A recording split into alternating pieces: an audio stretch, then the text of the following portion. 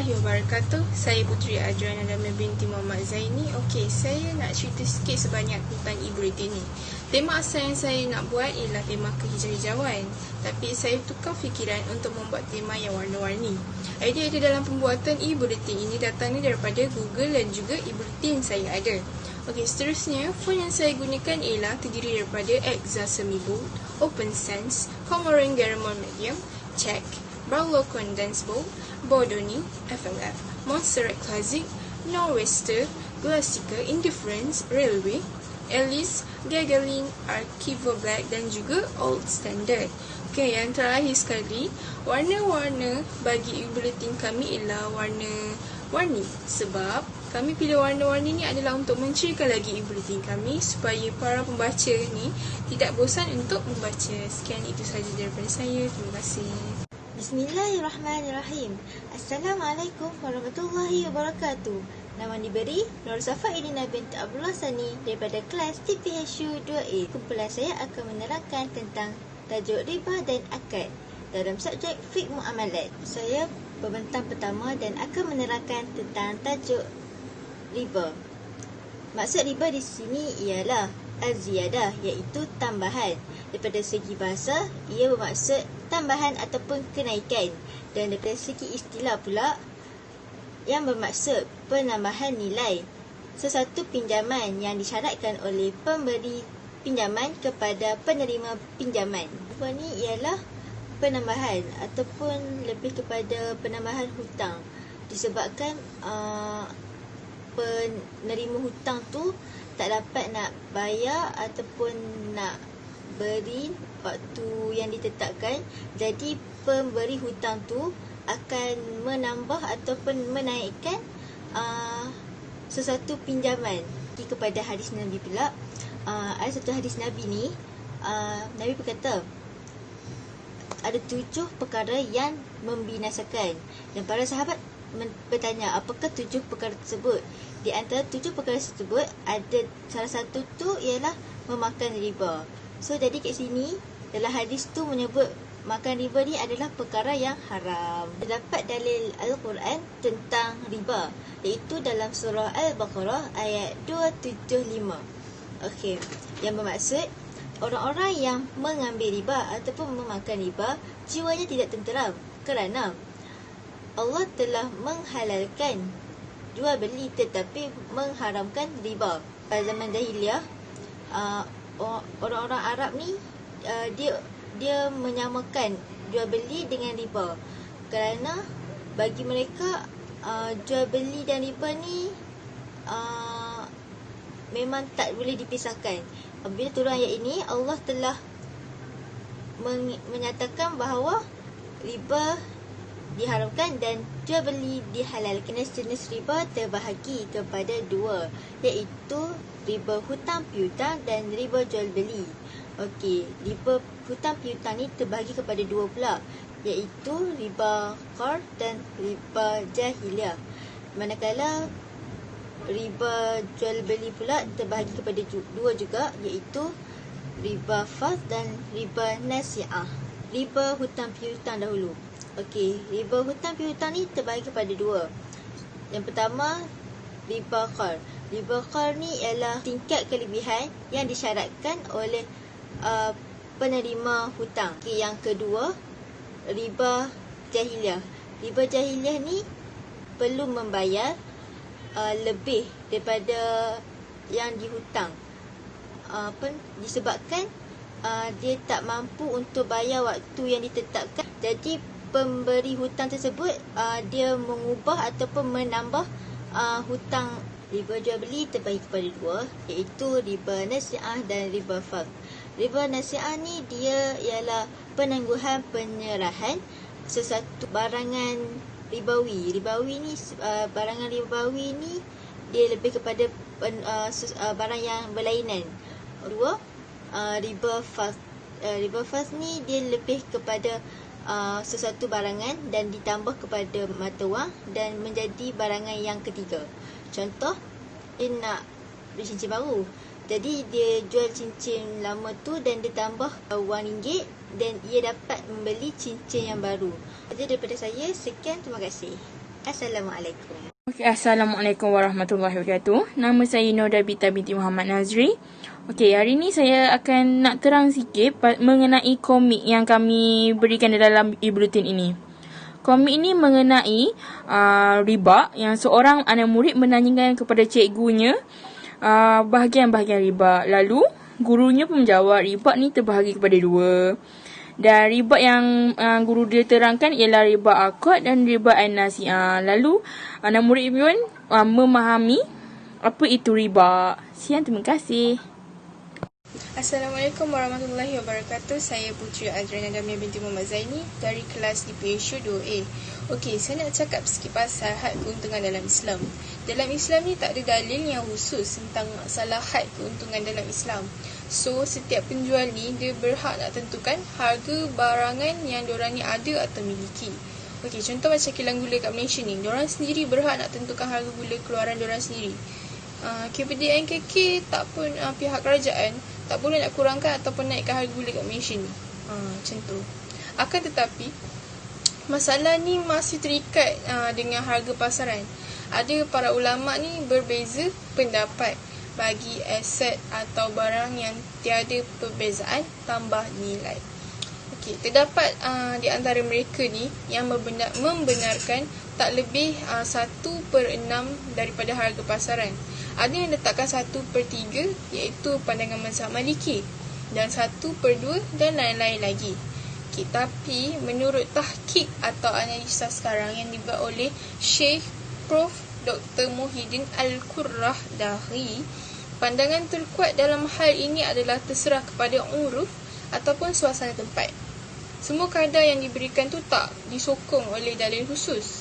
Tapi kalau bagi mereka yang nak dalil keharusan harga tanpa had, iaitu harga yang menepati syarak, okey, ni dalil ni yang bermaksud sesungguhnya Nabi SAW memberikan urwah 1 dinar untuk membeli seekor kambing. Maka atas kebijaksanaannya dapat dibelinya 2 ekor kambing. Lalu dijualnya seekor dengan harga 1 dinar. Lalu ia datang bertemu Nabi SAW membawa 1 dinar dan seekor kambing. Maka Nabi SAW terus mendoakannya dalam jualannya, yang jika ia membeli tanah sekalipun pasti ia akan mendapat untung. Hadis riwayat Al-Bukhari. Okey, hadis ni dah menunjukkan macam mana sahabat Nabi SAW ini membeli 2 ekor kambing dengan harga 1 dinar. Bermaksud 1/2 dinar seekor. Kemudiannya menjual dengan harga 1 dinar, iaitu keuntungan 100%. Transaksi ni diiktiraf oleh baginda SAW sendiri. Malah dipuji dan didoakannya. Nampak tak? Sungguh mulia hati Nabi SAW. Okey. Saya masuk kepada dalil dan hikmah pengharaman riba. Firman Allah Subhanahu Wa Taala dalam surah Al-Baqarah ayat 275 yang bermaksud, orang-orang yang memakan, yakni mengambil riba itu tidak dapat berdiri betul, melainkan seperti berdirinya orang yang dirasuk oleh syaitan, dan dengan terhoyong hayang kerana sentuhan syaitan yang merasuk itu. Yang demikian ialah disebabkan mereka mengatakan bahawa sesungguhnya berjual beli itu hanyalah seperti riba, padahal Allah telah menghalalkan berjual beli, iaitu berniaga, dan mengharamkan riba. Okey, saya masuk kepada hikmah pengharaman riba pula. Hikmah pengharaman riba pula ialah, riba ni adalah merupakan satu penindasan dan pemerasan terhadap orang-orang miskin, sebab yang miskin ini akan bertambah miskin.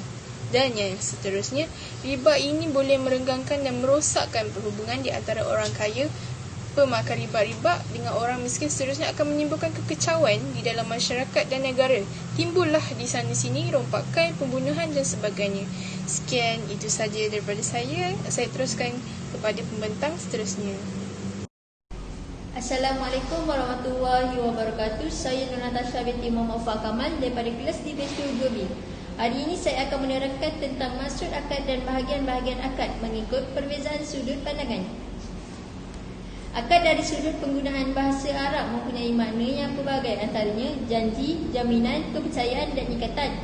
Sama ada ikatan sebenar seperti mengikat tali atau ikatan simbolik seperti ikatan ijab dan kabul dalam akad jual beli. Manakala Kamus Dewan pula memberikan pengertian akad sebagai janji dan perjanjian. Perkataan akad merupakan perkataan yang sinonim dengan perkataan kontrak. Akad dari istilah fiqh ialah ikatan di antara ijab dan kabul yang dibuat mengikut cara yang disyariatkan yang sabit kesannya pada barang yang berkenaan. Dengan perkataan lain, akad melibatkan pergantungan cakapan salah satu pihak yang berakad dengan cakapan pihak yang satu lagi mengikut ketentuan syarak yang akan melahirkan kesan pada barang yang diakadkan. Az-Zuhaili, Wahbah 2002, Fiqh dan Perundangan Islam, Pentadbiran Mat Akhir Haji Yaakob, Dewan Bahasa dan Pustaka, Jilid 4, halaman 83. Dari aspek undang-undang pula, kontrak didefinisikan sebagai semua perjanjian adalah kontrak jika dibuat atas kerelaan bebas pihak-pihak yang layak membuat kontrak untuk sesuatu balasan yang sah dan sesuatu tujuan yang sah. Akta Kontrak Seksyen 10. Islam sangat menggalakkan aktiviti perniagaan. Banyak ayat dan hadis yang menggalakkan dan menyokong aktiviti perniagaan. Perniagaan juga dianggap sebagai punca rezeki yang paling banyak. Rasulullah SAW pernah bersabda dalam satu hadis bermaksud 9/10 rezeki itu adalah datang daripada perniagaan. Hadis riwayat Tirmizi. Okey, seterusnya bahagian-bahagian akad mengikut perbezaan sudut pandangan. Yang pertama, sahih. Kontrak yang sempurna, semua rukun dan syarat yang ditetapkan syarak dan tidak ada sebarang unsur dan sifat meragukan yang boleh mengeluarkan dari dikira sah dari segi pensyariatannya. Hukum kontrak ini ialah sah dan sabit kesannya serta merta sebaik sahaja selesai ijab dan kabul jika tidak ada khiyar dalam jual beli. Seterusnya, nafis. Kontrak yang terbit dari seseorang yang mempunyai kelayakan dan kuasa untuk melakukannya.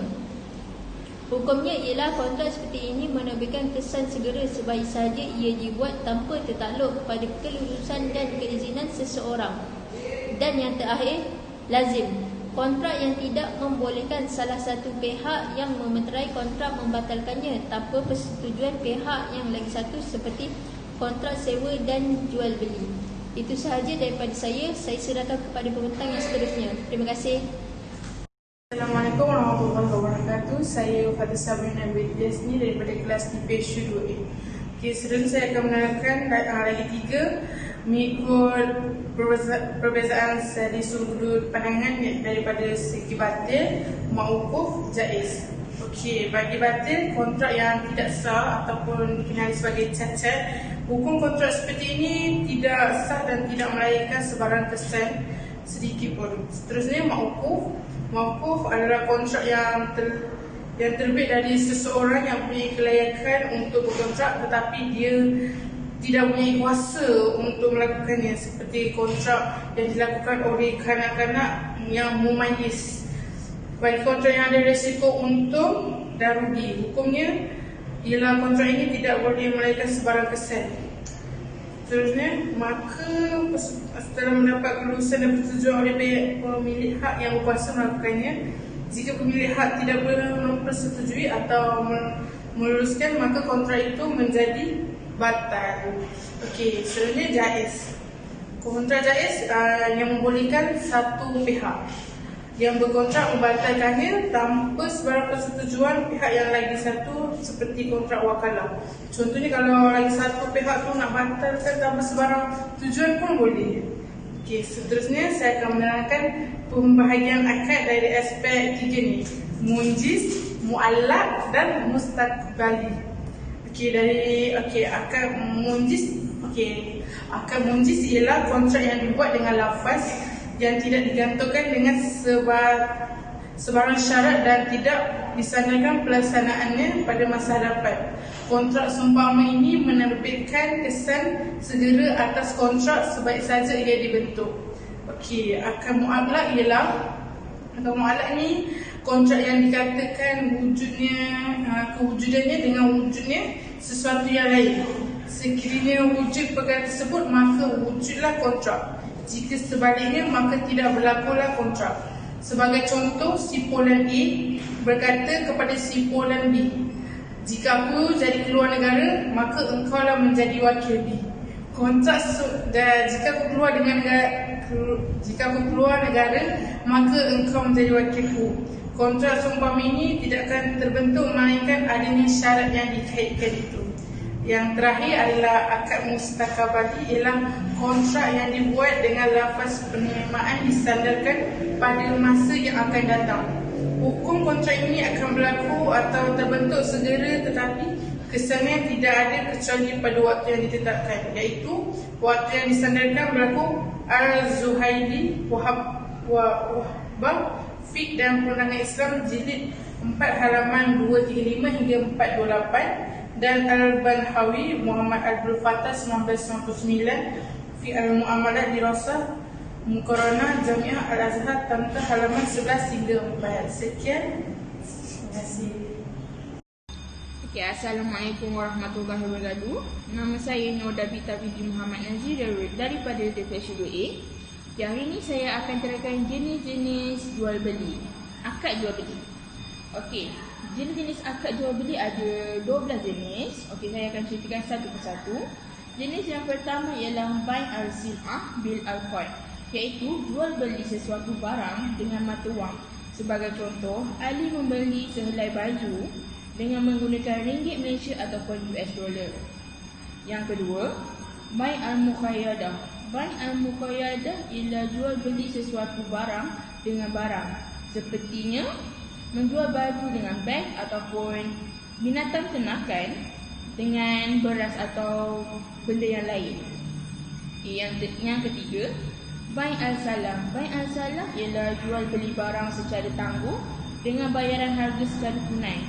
Sebagai contoh, menjual barang yang disifatkan dengan secara terperinci dan bayaran harganya dibuat secara tunai, manakala penyerahan barang ditangguhkan pada suatu masa yang ditetapkan. Okey, yang keempat, bai al-shaf. Bai al-shaf ni ialah jual beli mata wang dengan mata wang yang sama atau berbeza jenis. Sebagai contoh, menjual emas dengan emas, perak dengan perak, emas dengan perak, ringgit Malaysia dengan rial Saudi dan sebagainya. Okey. Yang kelima, bai al-murabahah. Al-murabahah ialah jual beli sesuatu barang pada harga kos bersama tambahan margin keuntungan, seperti menjual sesuatu barang berharga RM100 dengan harga kos dan ditambah pula margin keuntungan sebanyak RM10 yang dipersetujui oleh dua-dua pihak. Yang keenam ialah bai al-wadi'ah. Al-wadi'ah ialah lawan kepada jual beli secara murabahah, iaitu jual beli yang dibuat atas sesuatu barangan dengan harga yang lebih murah dari harga kos. Seperti harga barang adalah RM10 dan dijual dengan harga RM9 ataupun lebih rendah. Itu ialah al-wadi'ah. Okey, yang ketujuh ialah bai al-tawliyah.